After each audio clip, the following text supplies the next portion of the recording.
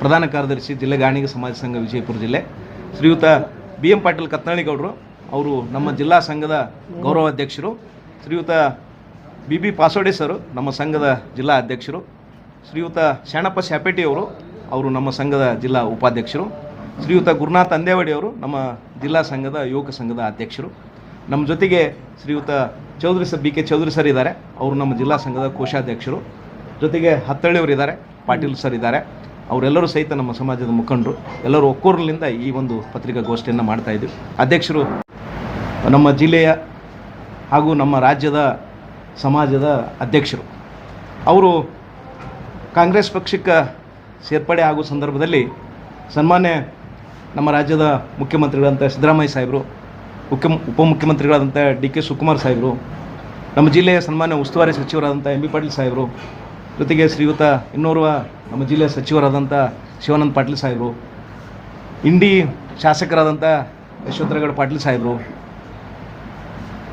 ಜೊತೆಗೆ ನಾಡಗೌಡ ಸಾಹೇಬರು ಎಲ್ಲರೂ ಉಪಸ್ಥಿತಿಯಲ್ಲಿ ಕಾಂಗ್ರೆಸ್ ಪಕ್ಷಕ್ಕೆ ಸೇರ್ಪಡೆ ಆದರು. ಆ ಸೇರ್ಪಡೆ ಆದಂಥ ಸಂದರ್ಭದಲ್ಲಿ ನಾವು ಖಂಡಿತ ನಿಮ್ಮನ್ನು MLC ಮಾಡ್ತೀವಿ ಅಂತೇಳಿ ಒಂದು ಮಾತನ್ನು ಕಾಂಗ್ರೆಸ್ ಪಕ್ಷದ ಎಲ್ಲ ಮಾನ್ಯ ಮುಖಂಡರು ಹೇಳಿದರು.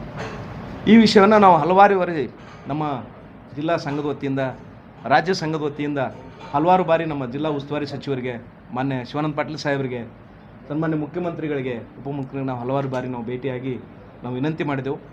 ಸಮಯ ಸಂದರ್ಭ ನೋಡಿ ಸಂದರ್ಭ ಬಂದಾಗ ನಾವು ಖಂಡಿತ ನಾವು ಅದನ್ನು MLC ಮಾಡ್ತೀವಿ ಅಂತೇಳಿ ಒಪ್ಕೊಂಡಿದ್ರು. ಬಹುಶಃ ಈಗ ಸಮಯ ಪಕ್ವಾಗಿದೆ ಅಂತ ಅನ್ನಿಸ್ತಾ ಇದೆ. ರಾಜ್ಯದಲ್ಲಿ MLC ಸ್ಥಾನಗಳು ಖಾಲಿ ಇರೋದರಿಂದ, ಪಕ್ಷದಲ್ಲಿ ಆ ಚಟುವಟಿಕೆಗಳು ನಡೆದಿರೋದ್ರಿಂದ ಸನ್ಮಾನ್ಯ ಶ್ರೀಯುತ ಮಲ್ಲಿಕಾರ್ಜುನ ನೋಣಿ ಅವರು ನಮ್ಮ ಜಿಲ್ಲಾ ರಾಜ್ಯ ನಮ್ಮ ಅತ್ಯಂತ ಸಕ್ರಿಯವಾಗಿ ನಮ್ಮ ಸಮಾಜವನ್ನು ರಾಜ್ಯದಲ್ಲಿ ಸಂಘಟನೆ ಮಾಡ್ತಾ ಇದ್ದಾರೆ. ಜೊತೆಗೆ ಜಿಲ್ಲಾ ಕಾಂಗ್ರೆಸ್ ಸಮಿತಿಯ ಅಧ್ಯಕ್ಷರಾಗಿ ಅವರು ಪಕ್ಷವನ್ನು ಅಚ್ಚುಕಟ್ಟಾಗಿ ಸಂಘಟನೆ ಮಾಡಿ ಪಕ್ಷವನ್ನು ಒಂದು ಮುಂಚೂಣಿಯಲ್ಲಿ ತರಲಿಕ್ಕೆ ಪ್ರಯತ್ನ ಮಾಡ್ತಾ ಇದ್ದಾರೆ. ಅದಕ್ಕೋಸ್ಕರ ನಾವು ಈ ಸಂದರ್ಭದಲ್ಲಿ ನಮ್ಮ ರಾಜ್ಯದ ಸನ್ಮಾನ್ಯ ಮುಖ್ಯಮಂತ್ರಿಗಳಿಗೆ, ಉಪಮುಖ್ಯಮಂತ್ರಿಗಳಿಗೆ, ನಮ್ಮ ಸನ್ಮಾನ್ಯ ಜಿಲ್ಲಾ ಉಸ್ತುವಾರಿ ಸಚಿವರಾದಂಥ MB ಪಾಟೀಲ್ ಸಾಹೇಬರು, ಸನ್ಮಾನ್ಯ ಶಿವಾನಂದ ಪಾಟೀಲ್ ಸಾಹೇಬರು, ಯಶವಂತರಗಡ ಸಾಹೇಬರು ಅವ್ರನ್ನೆಲ್ಲರೂ ಸಹಿತ ನಮ್ಮ ಜಿಲ್ಲಾ ಗಾಣಿಗ ಸಮಾಜದಿಂದ ವಿನಂತಿ ಮಾಡ್ತೀವಿ, ಶ್ರೀಯುತ ಮಲ್ಲಿಕಾರ್ಜುನ ನೋಣಿ ಅವ್ರನ್ನ MLC ಮಾಡಿರಿ.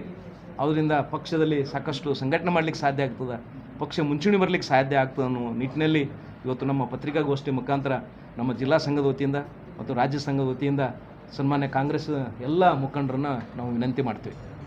ಜೊತೆಗೆ ಉತ್ತರ ಕರ್ನಾಟಕ ಶ್ರೀಯುತ ಲಕ್ಷ್ಮಣ ಸವದಿ ಸಾಹೇಬರು, ಅಥಣಿ ಮತಕ್ಷೇತ್ರದ ಶಾಸಕರು, ನಮ್ಮ ಸಮಾಜದ ಪ್ರಮುಖ ಮುಖಂಡರು, ಮುಂಚೂಣಿಯಲ್ಲಿರ್ತಕ್ಕಂಥ ನಾಯಕರು.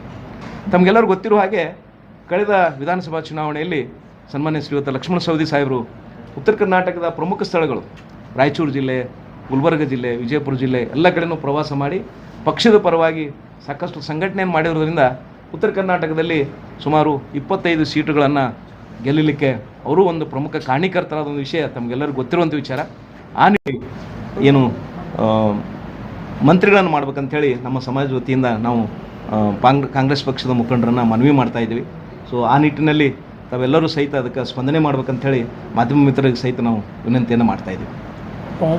ಇವತ್ತಿನ ಪತ್ರಿಕಾಗೋಷ್ಠಿಯಲ್ಲಿ ಮಾತಾಡೋದೇನೆಂದರೆ, ನಮ್ಮ ಬಿಜಾಪುರ ಜಿಲ್ಲೆಯಲ್ಲಿ ನಮ್ಮ ಸಮಾಜ ಭಾಳ ದೊಡ್ಡ ಸಮಾಜ,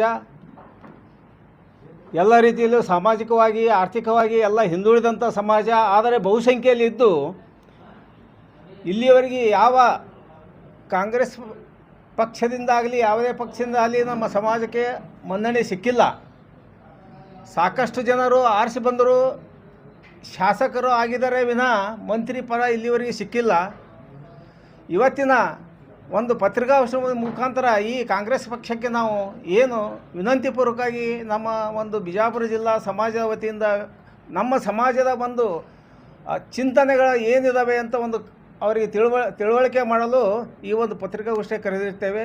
ಅದರಂತೆ ಇವತ್ತಿನ ಈ ನಮ್ಮ ಬಿಜಾಪುರ ಜಿಲ್ಲಾ ಕಾಂಗ್ರೆಸ್ ಅಧ್ಯಕ್ಷ ಆಗಿ ಕೆಲಸ ಮಾಡಿದಂಥ ಮಲ್ಲಿಕಾರ್ಜುನ ನೋಣಿಯವರು ಕಾಂಗ್ರೆಸ್ ಪಕ್ಷಕ್ಕೆ ಸೇರುವಾಗ ಎಲ್ಲ ಮುಖಂಡರು, ಮುಖ್ಯಮಂತ್ರಿಗಳು, ಉಪಮುಖ್ಯಮಂತ್ರಿಗಳು ಹಾಗೂ ಜಿಲ್ಲಾ ಉಸ್ತುವಾರಿ ಸಚಿವರು ಮತ್ತು ಮಾನ್ಯ ಶಿವಾನಂದ ಪಾಟೀಲರು ಮತ್ತು ಇಂಡಿ ಶಾಸಕರಂತೆ ಯಶವಂತರಗೌಡರು ಎಲ್ಲ ಸಮ್ಮುಖದಲ್ಲಿ ಅವರಿಗೆ ನೀವು ಪಕ್ಷಕ್ಕೆ ಬನ್ನಿರಿ, ನಾವು ಒಳ್ಳೆಯ ಒಂದು ಒಳ್ಳೆಯ ಒಂದು MLC ಮಾಡುವಂಥ ಒಂದು ಅವಕಾಶ ಇದ್ದಾವೆ, ನೀವು ಅವಕಾಶ ಸಿಕ್ಕರೆ ಒಳ್ಳೆಯ ಒಂದು ಅವಕಾಶ ಕೊಡ್ತೇವೆ ಅಂತ ಒಂದು ಆಶ್ವಾಸನೆ ಕೊಟ್ಟಿದ್ದರು.